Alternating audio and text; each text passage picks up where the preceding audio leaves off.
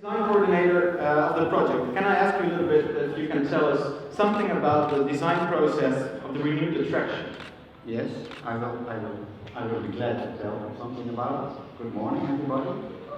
As a Dutch guy trying to talk English, I need a little help for my card, so sorry about that. As a design coordinator, I'm part of the Efteling design team. Design team is with different designs and a lot of engineers. Just like 17 years ago, when we developed PandaVision, I was there together with the project leader and one of the designers today. PandaVision has served us well for more than 17 years. However, Efteling wanted to renew this attraction because we received the lower guest ratings lately. And the technology was outdated, so we renewed the whole technology. This, in combination with the desire to create more covered seatings in the restaurant area, made this total new Fabula concept. The Efteling design team came with an overall theme, nature, and a new storyline. A storyline with two main characters, and of course, Efteling Sandman. We made one attraction within one total concept, nature. You did experience it already outside, in the waiting area, the pre-show, the main show, and later on in the play area, restaurant, and the Savannah Bar. We needed a little bit more than 2 years to develop and construct this. We worked in different disciplines, in teams with around 150 people, and that not included the filmmakers. We wanted to create a new film, so we needed experts on that, and that's where we find Aardman animations. We selected Aardman because they suited our quality, our Efteling quality, and they are a leading player at comic animations. But besides that, there was immediately a creative click between their design team and our design team. About the cooperation, our goal was coming from our storyline to the 4D film. 3D is with the glasses, 4D are the physical effects in the theater. We both are specialists in storytelling. Aardman is using film, and we use attractions. So together we made a great team. We complemented each other, we respected each other, and we brought speed, dynamic, and a lot of humor in this film. Step by step, we developed our story, our characters, you can see here beside me, in different stages. About 1,000 emails went back, further back, and we did visit each other several times in Bristol and here in Efteling. Beside the characters, we had to develop also the environments and all movements, and at least the 4D effects in the theater. We also had some discussions. For instance, about the music. Aardman proposed us their composer. We would like to work with our composer. We gave them both a fair chance, and they made both a demo. After the first demo, we couldn't really make a good choice about the two. So they made a second demo, a demo for the whole film. And then it was clear to us that we're going to work with our composer. There was also a funny discussion about the fart. We see the ostrich farts, and Aardman is distributing this film worldwide, and in some cultures it's not a good joke. So, well, we've seen the come out. The last 2 weeks I've lived here with my team to adjust all the 4D effects. and I've seen the film more than 100 times, forward and back. Every frame is like a painting. It's so nice, it doesn't bother to see the film over and over again. And the same is with the music. The music takes you all along the story. There's only one problem with that music. At night when I'm going to sleep, I close my eyes and the image is gone. But the music still plays on and on in my head. But then again, why go to sleep when there's such a nice music? Thank you very much, Peter. So, Steve, could you please add a little bit more of your perspective on this story? Hello there, everyone. It's a very different looking film for Aardman, and that's because of our collaboration with Efteling. They wanted to bring something different and unique, and actually, rather than something that I guess Aardman is people are used to seeing potentially a certain look, and Efteling wanted us to create something a bit more natural looking. So that is why we ended up with this wonderful kind of looking hybrid of a film. I've seen it about 300 times now, by the way, I think. I never get bored. Wow, it's just been an amazing 2-year journey, as Peter said. I mean, I can't believe we're here. I feel a little bit emotional because we're finished now, and now we get to share it with the public, and that's a big deal for us. This is Aardman's first ever 4D film, and you know, we made lots of films, but this is our first ever 4D film for the theme park, and it's been an absolutely wonderful journey. And as Peter said, as soon as we met the creative team here at Efteling, we immediately kind of struck a chord with each other, and I think it's because we have shared values where we're storytellers, and Efteling is storytellers, and if you wander around the park, wherever you go, you see stories. Even the buildings have stories, and we create stories with engaging characters and engaging storylines, and that's what Efteling does. And I think there was a real mutual respect from both parties, and that's why I think the project went so well. So in terms of the story, how did we come up with the story? As Peter said, they gave us a starting point, which was the characters, the bear and the squirrel, and also the Sandman. They also had a really good idea of the environments that they wanted to put in the film. A savannah, starting out in a cave. I mean, it's really cool that you start out in the pre-show inside a cave, looking at the cave. I mean, that is such a sweet, a simple, lovely idea. And you also, you know, the savannah, the jungle, the coral reef. You also asked us to bring in magic, because Efteling is a very magical place, and also the Sandman. So those were the starting points from Efteling, and what we brought to it was humour.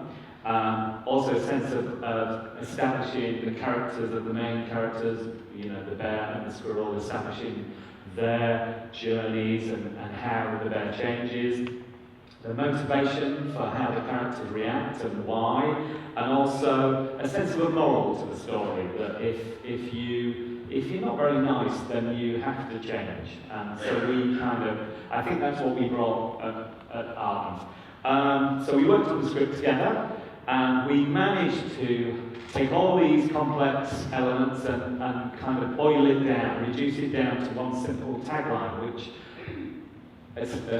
explains the whole film. And the tagline is "the bear who wouldn't share." He's a selfish bear.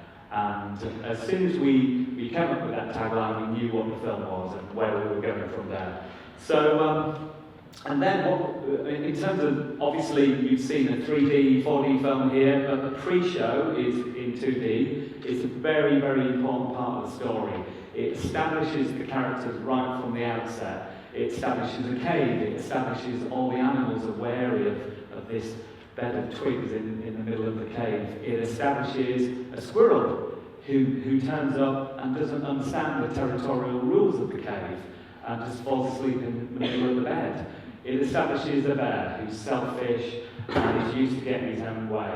And so the pre-show is really, really important. important. And actually, it's just a lovely, lovely contrast to the craziness of the main film. You've got 8 minutes in the pre-show of this relaxing, lovely introduction to our story that establishes our characters and also the magic. And then, when we come through here and we watch the main show on the 3D screen, we make sure that our main character, the bear, changes and transforms, and with a view that then he sees the world from a different point of view. He's not the big bully anymore, he's now getting chased by other bigger animals, and it's not very nice. And so then that means he learns something along his journey, and him and the little squirrel start to work together, and it's when he finally sacrifices himself to save the squirrel at the end, that is when he's truly transformed. So, obviously, lots of story there, and the biggest challenge of telling a story like that is there's lots and lots of details and gags and 3D and 4D effects. So I would say the biggest challenge is to tell all that within 8 minutes, because particularly with 3D moments, you need to slow down the action to make the effect work. I think that how do I say, you need really to kind of take time out for those moments, but also the gags as well, and also the other challenge I think was the telling a story without dialogue. That's really, really hard, and we do it with Shaun the Sheep, but Shaun the Sheep is like a silent comedy, and this is the same thing, and they're natural-looking animals, and so how do you tell a very complex story just through actions and acting and poses alone rather than using words? So that was tricky. Finally, I'm kind of often asked what's my favourite moment in the film, and I have a few actually. I love the music. Rene did an amazing job, and quite rightly we ended up working with Rene. His score is beautiful and it plays forever in your head. But I think my favourite scene is the jungle scene because it's fun, funny, it's dramatic, it has kind of all the elements that are built up throughout the film in that final scene. But my favourite moment is really in the final cave when the two characters come together, and there's just a split moment when they hug, and the bear just doesn't quite know how to react because he's still a bear. And just for a split second he goes, "Oh, what do I do?" And then he hugs. And I think that little moment there is a moment of reality, because that's how you would react. He's a bear. So I think that's really lovely. And with that moment shows that he's gone through his biggest transformation. Yes, he's transformed from a bear to an ostrich, from an ostrich to a sea lion, from a sea lion to a monkey and back to a bear, but his biggest transformation is the one that he's made inside. And I think that's the true magical moment in the film. So finally, I'd like to thank Efteling for choosing us as to be part of their creative team on this amazing journey. Like the film, it has been a really magical journey. So thank you. Thank you very much. Thank you very much, Steve. Thank you very much, Steve. So, since the attraction Fabula is more than just a new film, I would like to pass the word to Melvin. Melvin, as a project manager of the food and beverages in the Efteling, could you tell something more about the concept of food and beverage? Yeah, of course I can. First of all, good morning everyone. It's an honor to stand here in front of you from perspective of food and beverage and our merchandise side of the project. And it's an honor to stand here next to Steve and Peter and their stories. I'd like to share with you the starting points of our project from a food and beverage perspective. There were two main starting points. On the one hand, we wanted to improve capacity within our new concept, and on the other hand, we wanted to improve visibility of this location. Capacity, we received you warm in our new restaurant, and hopefully you see all the nice new seating, and we improved and maximized the seating capacity of this location. And what we also did, we connected through seating the playing area and a restaurant part of the concept. Regarding visibility, we did two major things. On the outside, on the boulevard side, we improved communication and signage for our guests. it's more clear that we have a great new concept over there, and within the entrance area we made it more transparent. About 1.5 years ago, we joined the project from our specialization, so from for food and beverage and for souvenir development. These great sketches were there. There was a first storyline, and from our perspective, we were looking for like a concept idea, which we could look back to in developing the menu, the signage, everything. So we thought about one line, well, Steve said a tagline, it was an F&B concept thought, and it was as following: go out and explore all the different regions of the world and taste their authentic flavors. And only this one sentence helped us during the whole process of concept developing in making some really important decisions to do the best thing for our guests. Well, next to our talks, we would like to really welcome you in the restaurant. And maybe you saw there we've got two great new identities over there. On the one hand, we've got our Wereldkeuken, so literally translated our world kitchen. And on the other hand, we've got our Savannah bar. Starting with the world kitchen, we've got a great menu, packed full of meat, fish, and also some really great vegan options for our guests. And during developing the menu and the products, it was not only, of course, important that it has to be really packed full of flavors and tasteful, but within this specific restaurant, giving our guests a more healthier choice was an important part of developing the menu on that side. In thoughts across the restaurant to the Savannah bar, we've got a really unique place for the Efteling. For the first time here we combined not only food and drinks, but also souvenirs. So we got one really great place for our guests at the Savannah bar, where they can get great coffee specialties, some savory, some sweet snacks from all around the world, and our merchandise, our souvenirs. Of course inspired on nature, on the different parts of the world, but the main characters, which are great, they take a really important place in our souvenir assortment. One more time back to the World Kitchen, where I of course welcome you all later for some lunch, for example, or later in the day for some dinner. It's a great place, and in this place, in the menu development, we've got 3 important products which are a pillar in the development of the menu. We've got really great burgers, meal boxes, and salads. And in developing this specific menu, we've got 2 thoughts. On the one hand, we always wanted to make a nod, a twist regarding some really great worldly flavors, as you can also see on my right side. And on the other hand, we always wanted to look back on the theming of the film. So the biotopes, the worldly parts, the jungle, the ocean, the savannah, has to make an important part of the menu over there. Last but not least, speed of service for our guests in this location was an important part of developing the F&B concept. As you can see in our restaurant, we've got, for the first time also in Efteling, we've introduced a digital touchscreen where our guests can order their food and drinks in 4 different languages. And on the other hand, regarding speed of service, we, for the first time, introduced small buzzers. So you order your food through the touchscreen or at our friendly hosts, and you take the buzzer, join your family, take a seat, and the buzzer will tell you, of course, when you can pick up your food. Thank you very much. Thank you very much, Melvin. Can I please have one more round of applause for the speakers for having us learn more about the attraction of Fabula, and a round of applause for the creative team who helped us in creating this journey.